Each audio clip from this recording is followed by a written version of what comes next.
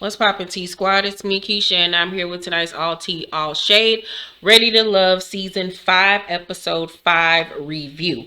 So on tonight's episode, it's the ladies' week to do the eliminating. So Tommy tells them that they're going to have a sexy pool party.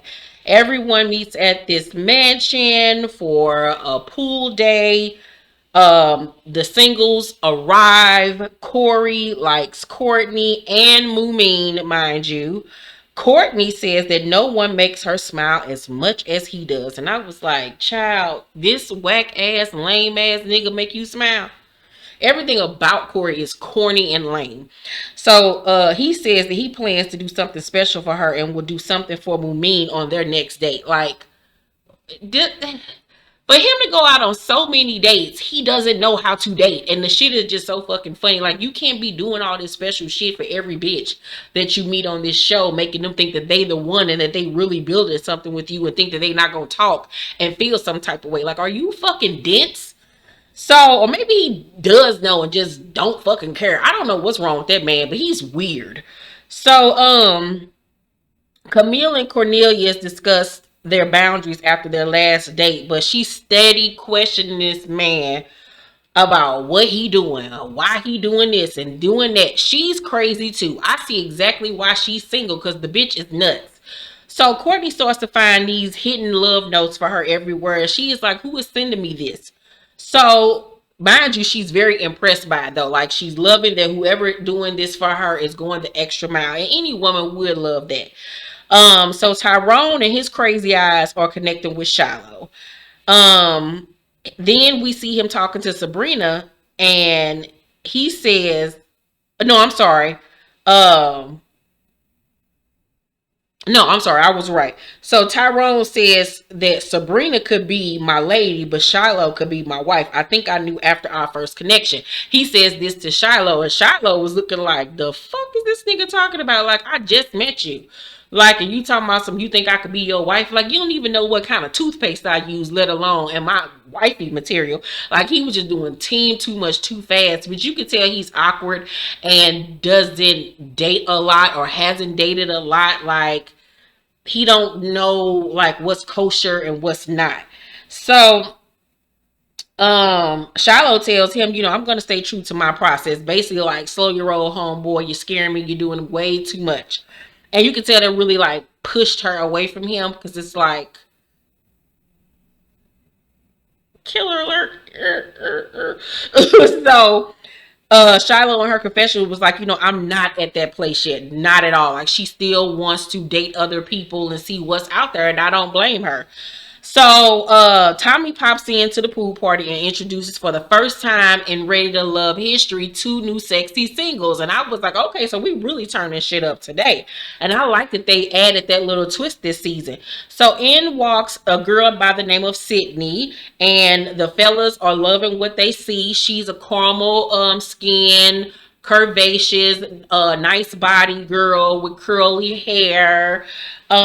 She's 33 years old, and she's an entrepreneur. What does that mean? Do you sell flat tummy tea? Like, what do you mean you're an entrepreneur? Like, I need more information. Then we're introduced to Sean, and he is a chocolate, I think he was bald head if I'm not mistaken. Nice little body, but his titties was a little bit too big for me. 44-year-old writer and actor. The ladies like what they see for the most part.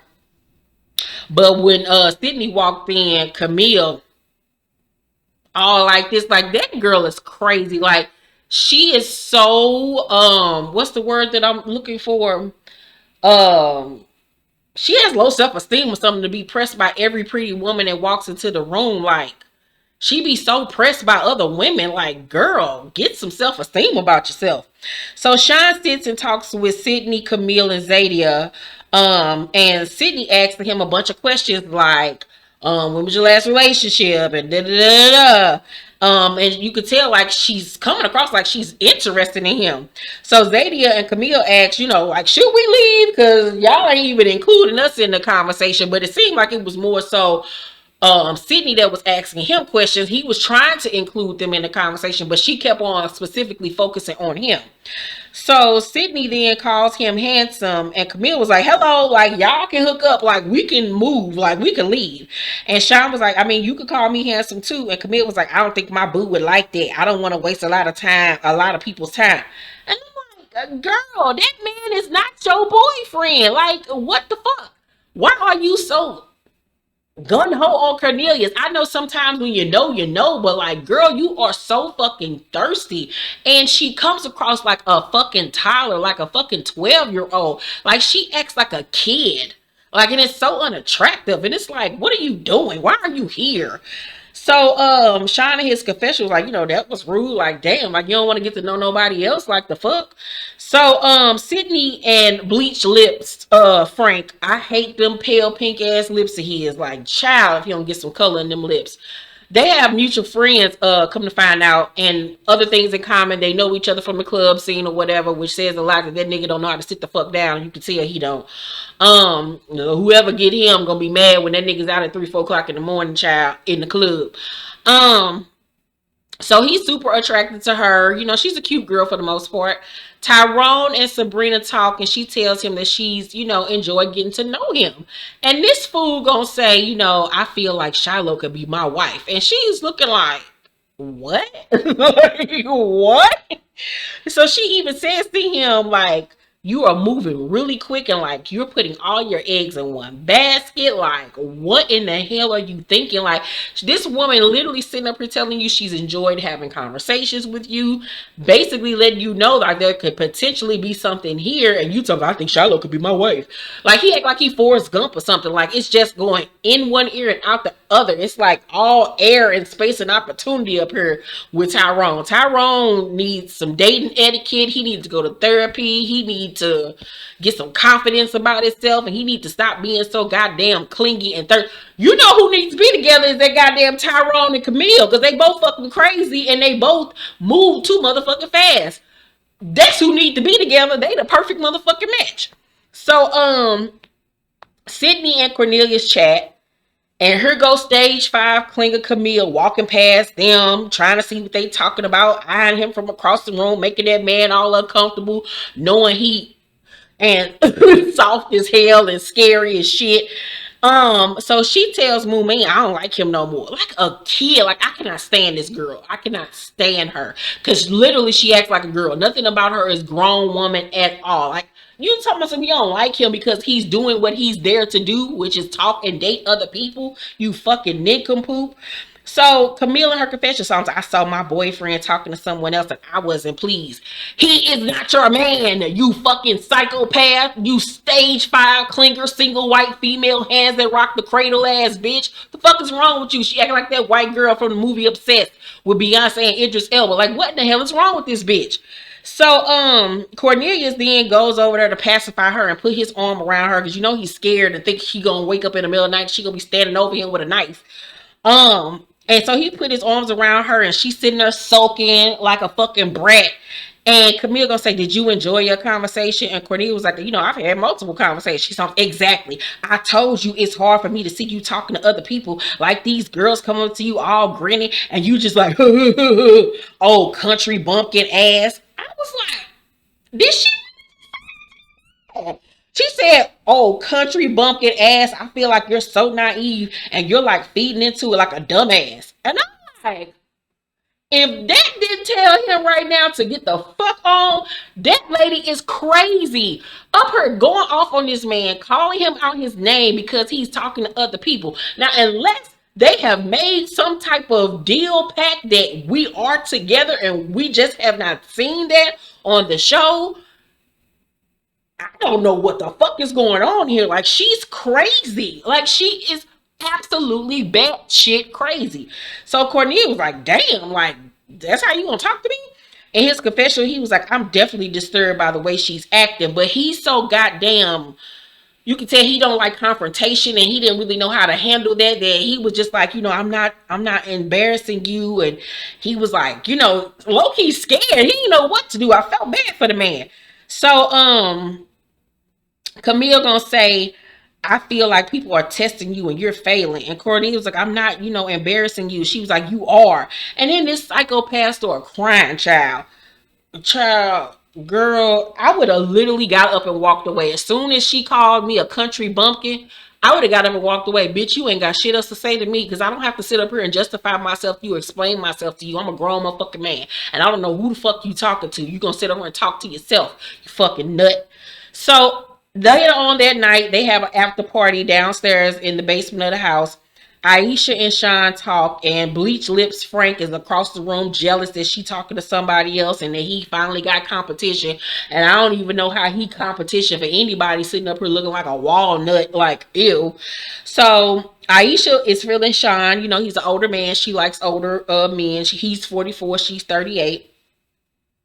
Cory tells Courtney that, the notes that she got that day are from him.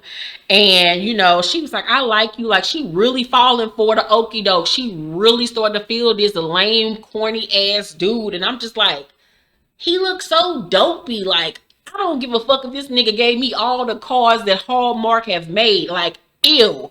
So Moomin peep game that, he's like all up in Courtney's face, and then he been saying and doing the same things with her that he's doing with Courtney. So the next day, Moomin and Cory meet up, and in her confessional, she was like, after the pool party, I get a call from Tasia saying Cory was leaving notes for Courtney. So that's why she wanted to meet with him. So she cut straight to the chase, and she was like, were you leaving notes for someone yesterday? And here go Cory, that I get to going like this. He realized he done got caught up. So he was like, I mean, did you see me leaving notes? Girl, right then and there, I would have got up and walked away, because like, I ain't got time. I ain't got time to be playing these old high school ass games. Like, boy, get the fuck on. Like, please get the fuck on. So she was like, no, but I heard about it from several people. He gonna say in his confession, I didn't see this coming. Oh God, he gonna tell me something. I'm trying to figure it out. I don't know who knows. So he basically trying to figure out what lie to tell her, because he don't know who done told her what. So he don't really know how to fucking lie, because he's just a fucking liar, fucking weirdo. So he was like, I know what I like and what I want. I just need a little help. Are you ready to go to another level of our relationship? And he put his hand on her thigh, trying to deflect and shit. And she was like, I don't even know where you are. Like, I'm so confused. Like, what the fuck are you talking about? He refused to answer her question. He run it all around the mulberry bush. Like, he is so fucking weird. So he was like, I want you to go meet my mom and dad so I can go deeper emotionally. And Moomin was like, that's a beautiful thing. You talk about your parents a lot. I can't see you playing around with it. And he was like, yeah, I would never. Girl, the shit and the links these niggas will go. They will sell you a whole motherfucking dream, a boat, a house, a river, a car, an ocean. They unborn kids, the kids they got, they mammy, they dad. They don't give a fuck, girl. So she was like, are you saying the same thing to other people? He gonna tell us, I'm asking you, just focus on us. Girl, the typical player. But he ain't even a player. He's so whack. He's horrible at it. So Moomin was like, I'm trying to figure out where you are. He tells, I'm not going to lie to you. Moomin in her confession was like, Cory really hurt my feelings. Like, she can tell at this point that he's full of shit. Like, he would not answer her questions and everything. And like, I wouldn't even sit there and went back and forth with him. Like, girl, bye. I ain't got time to play with you. I've been hurt you. So Sydney invites Camille, Cornelius, and Dante out to this selfie museum. And when Cornelius walks in, she gives him, a hug to greet him. Here go Camille, jealous because she walked up and hugged him. I'm like, oh my God, I just want to kick this bitch in her back. So Cornelius is questioning if he and Camille are moving too fast after their first fight. And I was like, ain't no question, nigga, y'all are. Like, I don't understand how the fuck you still talking to this crazy bitch. So Dante and Sydney sit and talk in a ball pit, and they really vibing and getting to know each other, and they really had a connection. And Dante is sexy. I think he's, like, to me, the most attractive guy there. Nice body, nice face, beard, everything. So Cornelius tells Camille that things became uncomfortable between them the day before at the pool party. She apologizes for making him uncomfortable and putting them in an uneasy space. Like, thanks for the apology, but I could never fuck with you after that, because if you acting like this and we ain't even fucked, I don't even know, shit, we don't know if they together or not, but like, if you acting like this fast, like, you got issues. So He tells her that she's his strongest connection, but in his confessional, he also says that he feels stifled by her behavior. Well, you need to let her know that. I think that Cornelius is such a pussy that he placates her and tell her, I like you and this, that, and the third, but he's not telling her that she really scares him and that they're moving too fast. So I gotta low-key blame him as well because he's not being 100% honest with her because he's so afraid of her. So Sean and Aisha go on a date and he brings her flowers and she's, loves it. And, one of the flowers represented her zodiac sign color. And she's so impressed that he remembered her sign and her birthday. So she, asks him if he wants kids because they do have an age difference.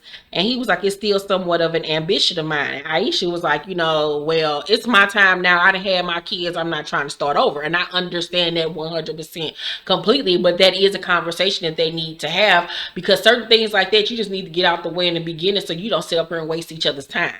So she wonders if they date, would her and her kids be enough for him? And he was like, I don't know. And, they had a connection there. But beyond that, these bigger issues seem to show them that this probably won't be able to go any further than this, which was unfortunate, but that's how it goes sometimes. So Tommy meets with the ladies to see how the week went. Shiloh says that she has connections with Phil and Tyrone. Sydney likes Dante and Frank. Tasia likes Phil. Courtney was like, Cory is showing me he's a hopeless romantic. And she was like, he gave me all these notes. I can, read them to you. So she pulls them out. Mumin's sitting there like, oh, really, bitch? So she reads the love notes, and one of them, he says that she's been his number one since day one. And Mumin was like, girl, he telling me that I'm the main one. I confronted him, and he's like, you don't understand what I don't understand what you mean. And Courtney was like, are you fucking kidding me? So he acting like he wasn't the one that gave me these notes, and Mumin was like, yes, girl. So Courtney is pissed. She throws the damn notes or whatever. And Courtney was like, well, look, let me ask you something. He said, I want you to meet my parents. And baby, when that girl said that, y'all, I literally was like, oh, no, he did not. Like, oh my God. So Courtney is so hurt. Her whole face just dropped. Mumin was like, girl, yes, he said the same thing to me fucking yesterday. And I'm asking him, is this the same thing he say to all these women? Even Tommy like, this nigga hurt. And so Sydney says that, as far as people that they're not feeling, she was like, she ain't feeling Cornelius because he like a little brother to her. And here go Camille, child. She got a problem with somebody saying they don't like his funny looking gay ass. She's talking some. I'm like, girl, you need to stop making them ugly ass faces. You ain't that cute. So everyone says that Cory is a no-no. Several people aren't feeling Sean. Camille was like, yeah, we asked him what he does for a living. He like, I create. You ain't got no job, man. Now that's one thing I can understand and that I vibe with her on. Because baby, Camille needs to know if you got a coin. So several women aren't feeling Tyrone. It's because of them eyes. Shiloh cries because, she just isn't where he's at. And he's a really good guy at the end of the day. And she feels bad because she knows that he's going to get sent home. And, she wishes, I guess, that she could have been at the same space that he's at, but she's just not. So Shiloh at the end of the episode meets up with Tyrone for a date, and he's super excited when he sees her because he thinks this is actually a good thing and not a bad thing. So Shiloh was like, we had our deliberations today, and at that point he realized what the fuck was going on. Cory meets up with Courtney, and Courtney is pissed, baby. At first, when he arrived, he was like, he thought that he was going home, but then when he saw Courtney, he was like, oh no, I ain't going home. He thought it was all good. So he sit down thinking he got this. So Courtney was like, seems like you got a lot of ladies' attention, and that's why I brought you here. You send mixed messages. Cory was like, I've been completely honest with you. And Courtney was like, you have not been honest. It was brought to my attention that you've been telling me the same thing you've been telling other women. So then we switched back to Shiloh and Tyrone, and Shiloh was like, I need more time to process this, because, this is just a lot. Then we go back to Cory and Courtney, and Cory says everything I've said to you is from the heart. Courtney was like, everything you said was a lie. How many number ones have you had? How many people you trying to take to meet your parents? Like, boy, stop. Cory says, I told each one of you guys my truth. Okay. So then we go back to Shiloh and Tyrone, and Shiloh was like, basically, you're not ready to love. And he was like, I understand, it's fine.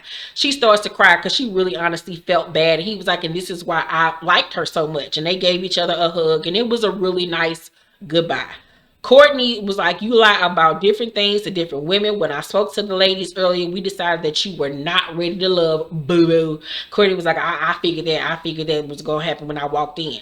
And then in his confessional, going to say, you know, they're wrong. I'm ready to love. All the women that I was interested in were all going to get their chance to be queen of the day. Like, who do you think you are, nigga? You think you Romeo, bitch? Like, what the, like it's you've been put on earth to make women feel so special, and every one of them needs a moment from you. Boy, you need a moment with Jesus. So Cory was like, you know, I was hoping you would have gone to bat for me. And she was like, I only go to bat for people that go to bat for me. She was like, you know, I ain't got time for this. And she got the fuck up and walked away. Girl, y'all better than me, because I would have punched that nigga in his forehead. I would have thumped him. Ugh, ugly self. Anywho, so that was my review of Ready to Love. Tonight's episode was good. It was frustrating but good. I love the twist of them adding 2 new singles, and I love the twist too of them getting rid of 2 singles. I think that was the first time they've ever done that as well, but they brought 2 in, gotta ship 2 out. I can't wait to see how these other couples are going to shape up. As of right now, I don't think anybody really has like a strong connection where it's like they're like together. Like people are still trying to vibe and mix and mingle. I would be shocked if we get like an actual couple out of this season, because we halfway through and everybody's still kind of like all over the place, or either doing team too much or team too less. Camille crazy ass gotta go. I think she gonna end up getting sent home next week because she's a fucking nutcase. And she rightfully needs to go get checked out in a crazy house. But yeah, that was my review of Ready to Love. I love you guys so much. Thank you guys for watching this review. Make sure to thumbs up this video, like and subscribe, and hit that notification bell button. I love you guys, and I will see you on the next video. Bye.